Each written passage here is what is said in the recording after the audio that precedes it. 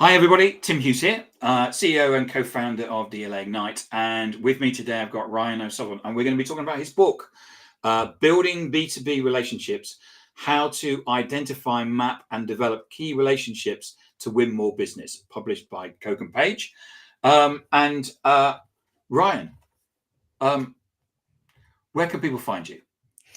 Yeah, well, thanks very much for having me on, Tim, and I really appreciate the chat so far. People can find me very easily on the place to be on social network for business is LinkedIn. So if you search for Ryan O'Sullivan at introhive, you'll find me there, and happy to connect with people and chat more about what we'll be discussing today. So I really love the book, Ryan. I thought it was really great. I think it's before we came live, we were having a little chat about the importance of at B2B enterprise that we don't try and hold things in our head, that we actually try and map things out. And we're going to talk about that certainly over the next 20 minutes. And there's a lovely, you provide a beautiful framework in here for people to do that, whether they know how to do it and they need a bit of a revision, or whether they don't know how to do it. And I think sometimes what happens is that LinkedIn tends to be full of a lot of transactional, just close the deal, rather than actually we need to think about things before we close the deal, because actually we'll win more of those. So first question is, what was your inspiration behind the book? Well, I've got a bit of an interesting journey. I make it a short story, but as a traditional sales guy, wouldn't consider myself to be particularly academic, but I ended up going down that road. I mean, I don't think anybody listening today needs to be convinced that relationships matter. We all know that inherently, whether it's in our personal life or professional life. But it's always intrigued me about how relationships form. And one thing that I wanted to understand better is, if relationships matter, what is a good quality relationship? And I ended up studying that specific question for my doctorate for 7 years part-time. So that took me on quite a journey, I'd say, and understanding all of that and interviewing the CXOs and whatever else that I did during that process. And for those that understand the purpose of a doctorate or a PhD, it's really about uncovering unique, original insight. And as I was coming to the closure of that, there was some interesting things around how you form a relationship and how the tenets of trust form. And I did some additional stuff around the definitions of trust. But I realized that there was a lot of content already there around trust, and I've got books behind me, David Maister and The Trusted Advisor and The Speed of Trust. Has probably got 10 with trust in the title, but that's a long way to say that the book really was a realization that I'd missed a step out. And if I go back to what I just described around relationships are important, what is a relationship? The step I missed out was relationships are important. Who should you be building relationships with? And then it's about, well, how do I define the quality of my relationship? And as I unpicked that around like the who part, and you relate that to the different use cases, whether it's where you've got a set of prospect accounts, you're working on a strategic deal, or more commonly, you're doing key account management. The who part around who you're focusing on is fundamental. And I found the more people I've talked to about this, the more it's validating my point that this is hugely overlooked. So that's the purpose of the book, is to say, look, let's understand who specifically we need to be engaging with to be successful. And as you mentioned, I do create sort of a how-to guide as well within the book as to a process to put into place to actually realize that it's a 3-step process. But yeah, so that was the inspiration. And I found that the process of writing the book itself, even though that took me about 1.5 years, was a lot shorter, but so much more fulfilling, because it was really, I found it to be useful and unique and powerful content, rather than sort of a Me Too piece around trust is important when you build relationships, which is what the doctorate really pointed to. And I think some of the books you've mentioned, they start with the premise that we all know that relationships are important and trust is important. And you don't start with that. You actually sell to me well, not sell, but you actually present the argument that relationships are important and trust is important. And as part of reading it, I know that, but for somebody that may not think that sales is transactional, if you're selling something for, a lot of SaaS products are sold from they're commodities. They can be sold in a transactional format.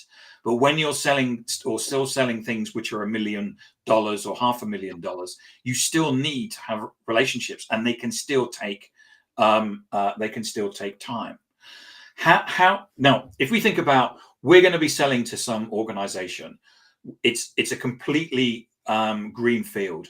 We don't know anybody there, but we think that we know that they could do with our solution. How do we find the stakeholders? Yeah, so you start with, we don't know anybody there. I'd argue you do know people there, so let's go through the process to figure that out. So I talked a bit in my answer in the previous question about this 3-step process. So let's define a specific company. Could be any company, doesn't matter if that's a prospect organization. There's a 3-step process. The first step is identifying and mapping all of the key executives and the executives relevant for your specific solutions. The second step is what I call research and intelligence gathering.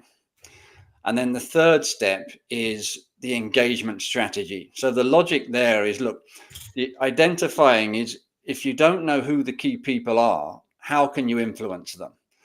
And then the intelligence gathering is, if you know who they are, but you don't know what's important to them, why will they give you their time?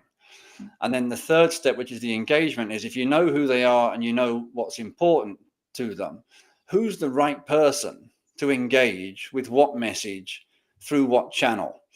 So that's the sort of the overview. But if I just go in a bit more detail around each step, step one is really like a relationship audit, if you will. And whether it's prospect accounts or whether you're growing a key account, what you end up with is your organization has a set of service lines. So if you think about, a typical organization, can be 10, 12. I know some of the big four, they have 42, for example, across 4 business units. Doesn't matter. You understand what service lines you have. And behind each service line is a typical buying persona. And if we take one, for example, which is data and analytics, it's a common one today. The typical buyers that you would want to talk to for that type of service line would be chief data officer, head of data, head of business intelligence, head of analytics. So you've got a cluster of, 4, 5, 6 typical buying personas. And if you apply that across your 8, 10, 12 service lines, you then take a look at that prospect account and you identify the names, the specific people that you need to engage with. So you'll obviously have the leadership, which is the CEO and all the people reporting to him. And then you'll populate the specific people that are relevant. And what you end up doing through that process is to zoom in. So you might well have a company. I mean, I've done this many times, but we've got a company in the UK, a big grocery chain. They have over 200,000 employees. But when we did the analysis, there was 140 people that mattered. Yep. In that 200,000 plus organization. You can do that in another 10,000, 20,000 plus organization. You have the same sort of 100 to 150 people. And that in itself is still a large number. So you've got that visibility then, and like, these are the people that matter. And then it becomes a case of like mapping them. So can you figure out where they're located? Is it geographically country, city? Can you figure out where they sit within the org chart, so that you're starting to get a bit of familiarity then around like who knows them. So what have we done in the past? You're sort of pulling this together from CRM systems. You do the walking the corridors, like who have we spoken to, what RFPs have we submitted. Technology like introhive, for where I work, we give you a view of like all of the history that has happened within that organization. So you're immediately starting to build that picture of not only who's important, but what's the history of the organization. And that's leading into step 2 then, which is the research and intelligence gathering. So you've got to feel on the research side, which is the desktop research. So this is nothing new. I think everyone's sort of aware of the importance of desktop research on a company level. So you do all your company reports, you'll look at the earnings calls, you'll do that type of stuff, press releases. But for each of those key individuals, you want to be getting a feel for what are they talking about, what are they saying on LinkedIn, are they on any podcasts like this, or so you can get a feel for their personality, what are they talking about, what's the priorities for them, their business unit and their organization, and that leads into the intelligence gathering piece in step 2, which is looking at who can help you. So if it is, as you described, a greenfield opportunity for you, maybe you're new to the organization, you've got that history then. So maybe it's unlikely that you're the first person ever to call into that organization if your firm's been around for a while. So there'll be a huge amount of history there. So capture that, but also the basic stuff. If you're working for a decent sized company, the ones I always suggest, and I was on a call last week and it really just opened up a few light bulbs, where you do a Boolean search on LinkedIn to say who used to work at that company, my target company, but now works at my company, and who used to work at my company and now works at my prospect company. And you'll be amazed at what that simple analysis throws up. And for one example, this supermarket chain, we only threw up 5. We had 5 people that currently worked at his company that used to work at the prospect. One of them, he knew her, and she worked in the division, which was the number 1 service line that they wanted to penetrate. And, she'd left a year or so earlier, but, you start to piece all of this stuff together. And other software, like I say, with LinkedIn, Sales Navigator, you can get a feel for your team's relationships within that account. And this is the panning for gold phase that I call. So you're putting in the effort, you're putting in the hard work, and this at the moment cannot be done by AI. So I'm always proud and pleased for those types of opportunities for the old school to do the hard work that's required. And you'll dig and you'll find those nuggets of gold. And as anyone who's been doing this for a while will testify, one relationship is all that matters to make the difference. And specifically in a prospect account, maybe you've got someone who used to work in one of your clients who bought services from you and has now moved to a prospect. I opened up 4 accounts in record time when I was at Infosys with that strategy alone, mapping people. So you can do, and I talk about this in the book, you can do a Boolean search, currently works at the prospect, used to work, and put all of your key accounts in there and look for hits in the LinkedIn team links, first degree connections. So you can then draw a dotted line. So maybe they worked with my colleague who on that account, and you'll be amazed then to start to build that picture up.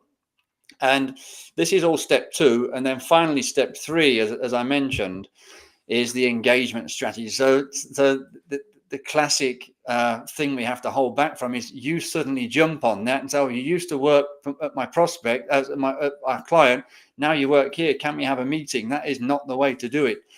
And one of my former managers used to have a great phrase, and it was slow down to speed up. And that is really what this is about. And when I'm standing on stage sort of evangelizing this strategy, we talk about this is chess, not checkers. Yeah. Doesn't have the same sort of chestnut drafts as the English equivalent, I suppose, but you get the idea. We've really got to take our time, value these types of nuggets that you uncover. And for the engagement strategy piece, you're then trying to piece all this together. So you're understanding, look, what's the dynamics? Who are the people that have got relationships? Who can I talk to for intelligence? Who can I work with to gather the right type of content to have a conversation with one of those key executives? And do we actually have a route into one of them through all this discussion? And that's when you start to put together your team. So you will have a team on your side made up of these former employees and a bunch of other stuff. So you're a bit of a renegade A team you're pulling together. And what's the strategy to engage? So I'd typically suggest that you start with the intelligence gathering. You start to figure out who can you talk to that either used to work there, who currently works there, maybe not so senior. Get a feel for the competitor landscape, get a feel for the priorities, because if you're a company that has 12 service lines, obviously they're not going to sign an order form for all 12 service lines. You're going to sell one first. So which one is it? What's relevant? And it's got to be tailored to the specific demands of and the challenges of that organization. And that will come through those conversations. And as I say, you'll be amazed as to what you can gather from doing that methodically. So Ryan, being as that we've got 20 minutes and we've got about 4 minutes left, there's something I wanted to talk to you about. You in your book, thank you so much for that. In the book, you actually provide details on how to map relationships. You know, on a, I can't remember, spreadsheet, PowerPoint, whatever. Why would you want to do that rather than hold it in your head?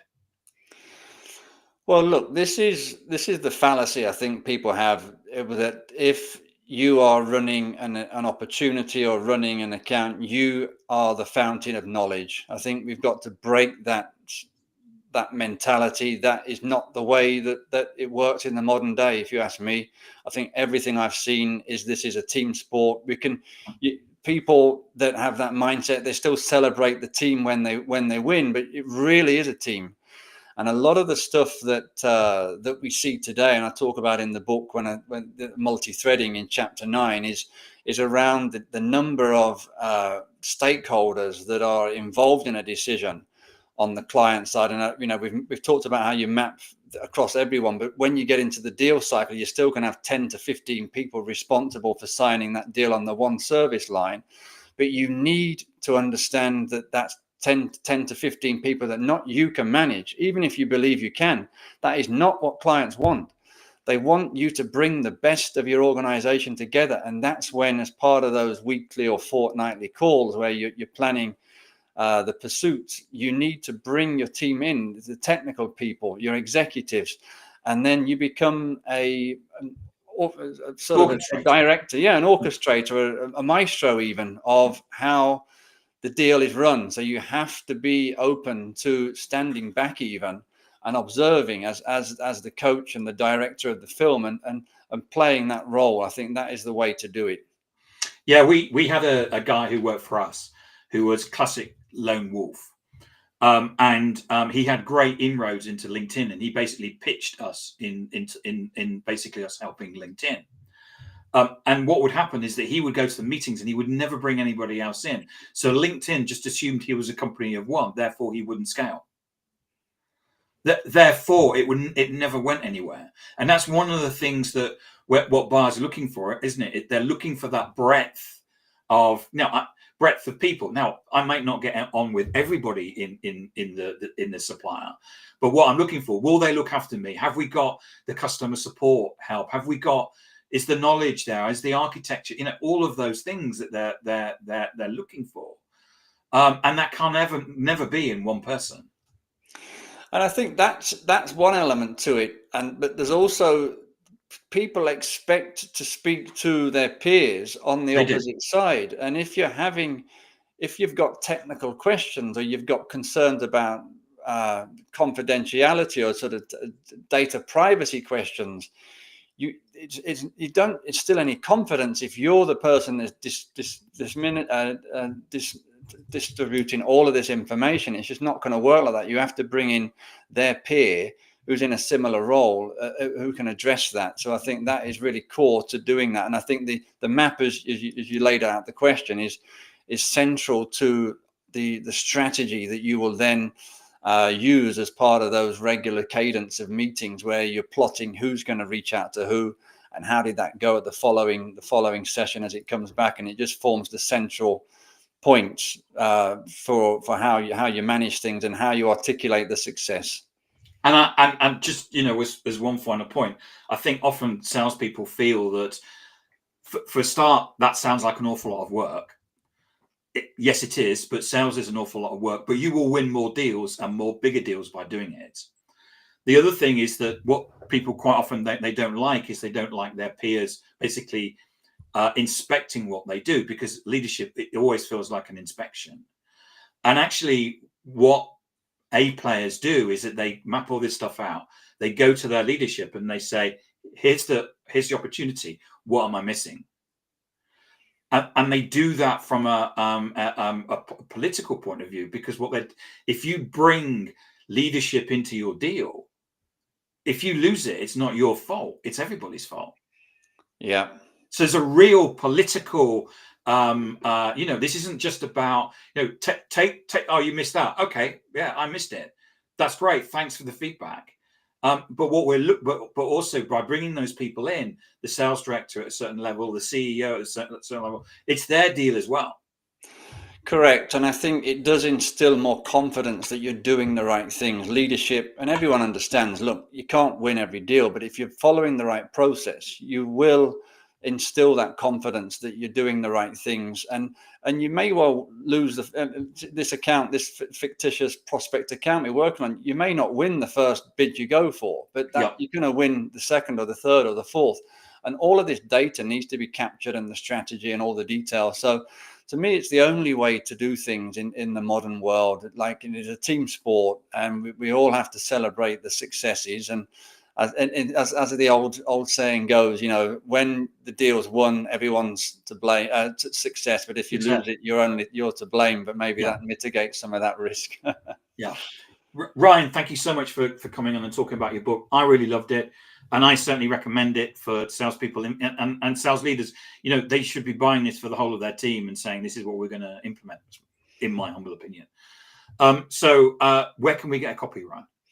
Well, the number one place, Amazon or any bookshop. So quite fortunate to be. KoganPage.com. Pardon? Yeah, KoganPage.com is the publisher, Amazon, and then all the bookshops is available. May not be on the shelves. If it's not, you can ask for it and they'll order it for you. So where can we find you? That's LinkedIn is the best spot for me. I'd be pleasure to connect with everybody and share some thoughts. Again, this is quite curiously, this is a subject I'm very intrigued about, and I love to just talk about this with anybody. So happy to have these types of conversations. Ryan, thank you so much for coming on and talking about your book. It's been excellent.